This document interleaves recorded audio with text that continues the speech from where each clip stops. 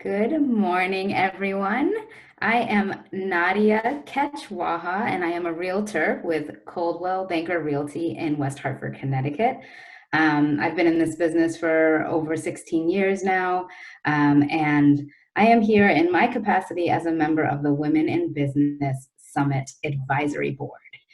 Our summit, it's our 15th year of having the summit this year, and the summit is virtual, so it's pretty exciting. July 30th and 31st.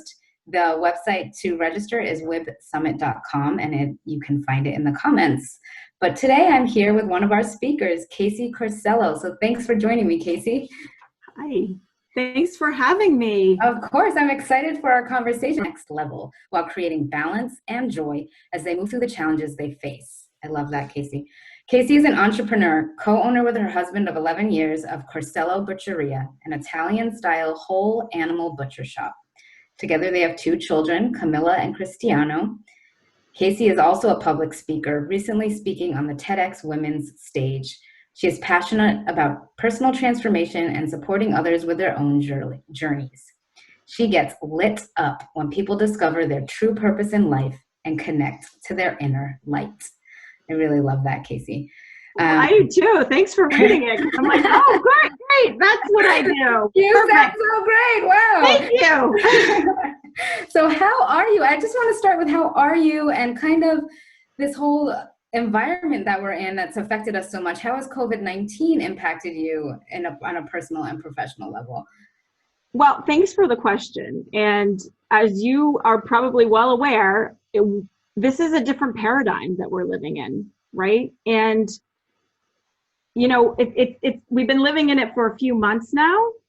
And so there's a little bit of like, we feel like there's a new normal. And there's also the process of it. And I think I'm doing well. The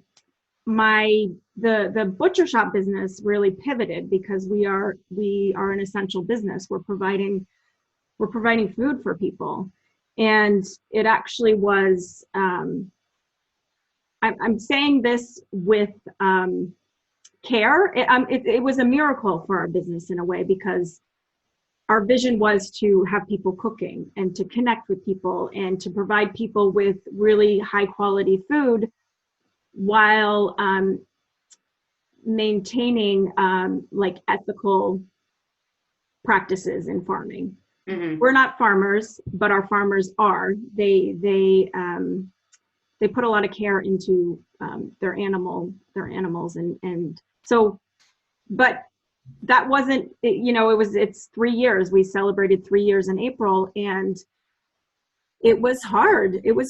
I mean, and anytime we're in a business and starting something new, there is a lot of work to be done, and it can be very much, it's a head game, right? So absolutely looking at the results, and the results are really not what we wanted or expected, and then not internalizing the results that we are in fact failures, or this business is a failure. So going through that process of 3 years and that grind, I think really supported us, and we were able to pivot to having online sales and curbside pickup.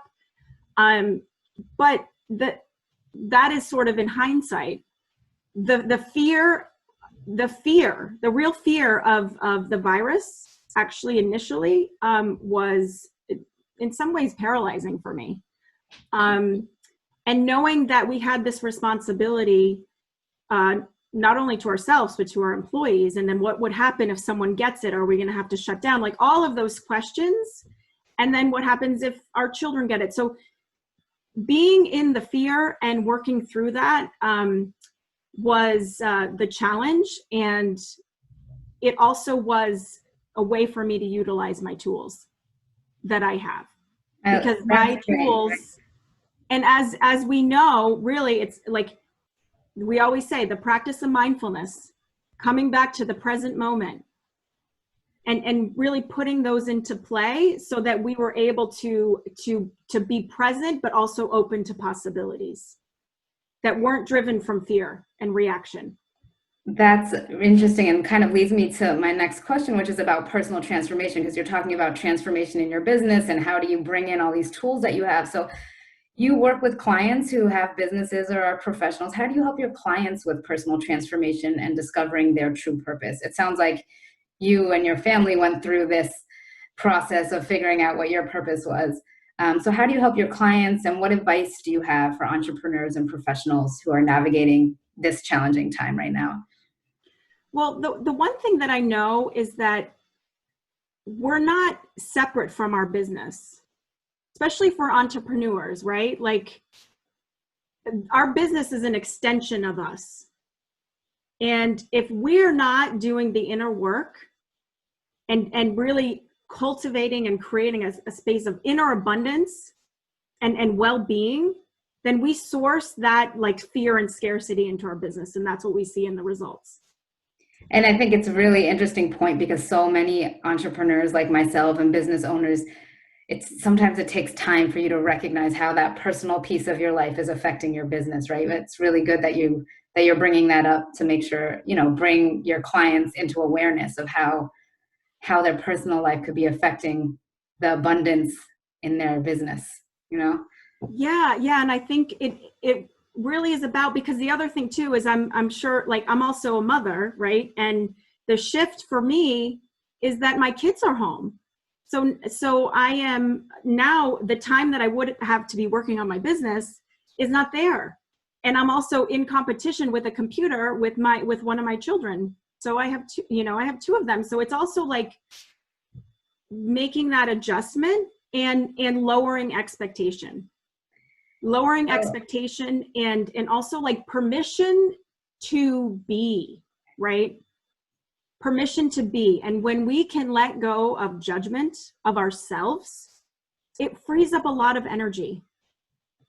That's so true. And I think so many of us, especially women, because I talk to a lot of women who are business owners, are struggling with balance right now, right? With all of the things that are back on our plates, with the kids being at home and managing homeschool, as well as our businesses, as well as all the other responsibilities. So in your intro, I touched on the fact that you help people find their joy and their balance. So what advice do you have for us? I know I struggle with balance on a daily basis. So what advice do you have for people like me? Well, I think there is a misconception, and I think sometimes where we get it wrong is that we think balance is equal, right? Like if I'm going to get balance, it means that I'm going to devote equal energy to everything that I have going on. And every day is different. It's like, I don't know if you practice yoga, but there's a certain pause, like there's the eagle, I think the tree pose probably, where you balance on one foot. And there's always the permission to let go of the judgment, because some days we're not as stable, right? Some days we need to put our hands out to find the balance. Some days we need support to find balance, right? And some days we fall over. And it just is what it is. And I think when we have an expectation that it's got to look a certain way, then we spend a lot of that energy in judgment, where if we just get present and really listen to what's being called for, right? So for me, it's all about presence. When I am present in the present moment, there are no problems, right? Because I can say, oh, well, one, I'm breathing, right? And with the coronavirus, it takes your breath. It takes your breath. And the fact that I am still breathing is something to be grateful for. And it's like the rest of the stuff can wait. Maybe it can wait for 5 minutes. Maybe it can wait for a day. But coming back to the present moment gives me a pause. And then it's also like a way for me to shift and pivot to where I need to go. I loved your metaphor, the yoga metaphor, and how, you give yourself grace, and some days are better than others. And that's absolutely true in our lives, right? And thank you for that. And I just want to say, like, this isn't normal. And we're almost creating, there's a paradigm shift in what this is going to look like, right? Because we're still in it. I think it's not over. And almost the curiosity of what might be possible. But I, like I said before, and you said, how do I work with clients to find their purpose, is that we've never, I mean, I know for me, I wasn't given the education or the opportunity to even explore what it is that I want to bring into this world. What are my gifts? That's not, like, I wasn't taught that in college. No, kids are not taught that in school. You're not taught it in college. So I think people like you are so important for those of us that are searching for how do we define those things that we're good at and how do we bring those things forth out of us, right? Right. And I think I see a lot more women trying to do that, being in the position that we're in now and managing so many hats. They really want to bring forth what means something to them. And yeah, and I know as a mother, like that means something to me, right? That for me, I find purpose in being a parent and a mother. And sometimes the reminder of that is like, it's almost like when I can identify that there's one thing that I'm doing good, at least in the day, like something that I did right. Like I didn't yell at the kids today. Oh my God. Yes. Right. Like it's almost like lowering the expectation, like set the bar super low, because I think that we're always like striving to be up here, but then we're missing. We're always in that mind, or that state of mind of not being enough, right? yeah, It's not enough. I'm not enough. I don't have enough time. I don't have enough energy. I'm not good enough. I'm not doing enough for my kids. And it's what I do and what I help people do is like come back to wholeness, right? Like you are enough. You're whole and complete as you are, right? There's nothing missing from you. There's nothing lacking from you. It's more about how do we remember that we are whole. And it sounds like giving people permission to celebrate the small things, which we just don't do anymore, right? We're always striving for something more and we're not celebrating those small things. I'm guilty of that. So and that is where that is where looking at the intangible results, how important they are, as well as the tangible results. And then we get to celebrate it, right? Like we get to celebrate when we recognize that we've been in a space of joy. Absolutely. Or grace, right? Or whatever it is. Absolutely. So really quickly, can you touch on what you do for yourself for self-care in this stressful time? Very good question. So I have it's a friend of mine. She started a meditation group that we've been meditating together every day.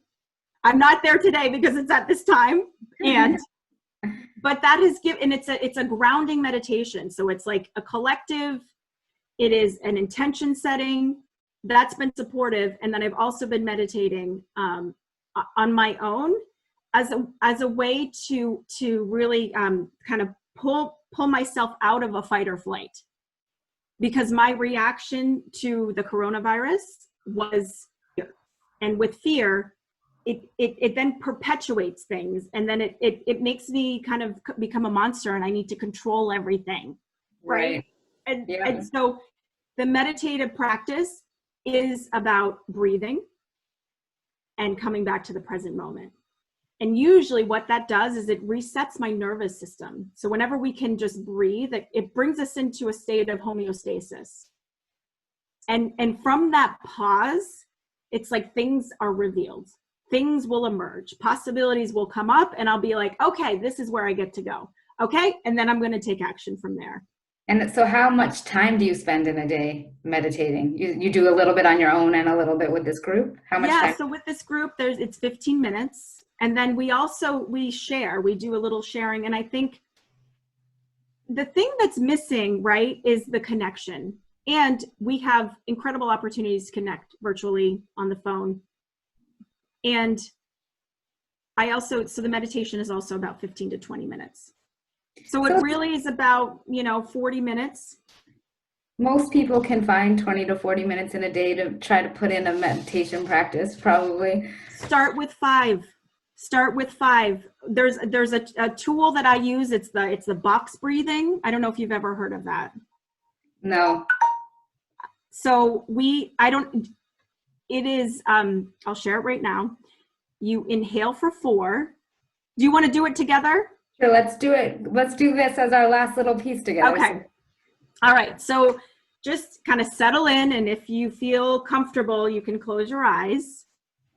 And if you don't, you can keep your eyes open. But you're going to inhale for 4. So inhale, 2, 3, 4. You're going to hold for 4, 3, 2, 1. You're going to exhale for 4, 3, 2, 1. Hold for 4, 3, 2, 1. Do one more. Inhale for 4, 3, 2, 1. Hold for 4, 3, 2, 1. Exhale. 4, 3, 2, 1. Hold for 4, 3, 2, 1. And just come back to a normal breath. That's great. Thank you for sharing that. It's nice to have that little tip that we can draw on when we're feeling that. And that was 2 breaths, right? Right. So you don't need 40 minutes. That's true. That's absolutely good point. Way to point that out. And thank you, Kasey. So can you tell us how we can connect with you? So you can find me on Facebook, Kasey Corsello Integrative Coaching. That's one of the things that I've had to let go because I have been trying to build a website, and I just haven't been able to do it because my son's been on my computer. So that will be up. That is my intention to get that. That's something I'll be working on. But you can find me at Kasey Corsello Integrative Coaching and LinkedIn as well. Perfect. We'll share those ways to connect with you under the video. But thank you so much for joining us today. I look forward to hearing more from you at the Women in Business Summit. Again, it's July 30th and 31st. So please join us. We're doing it virtually this year. So there's really no reason why you can't be there. No reason. No excuse. Bye, everyone. Bye. Thank you.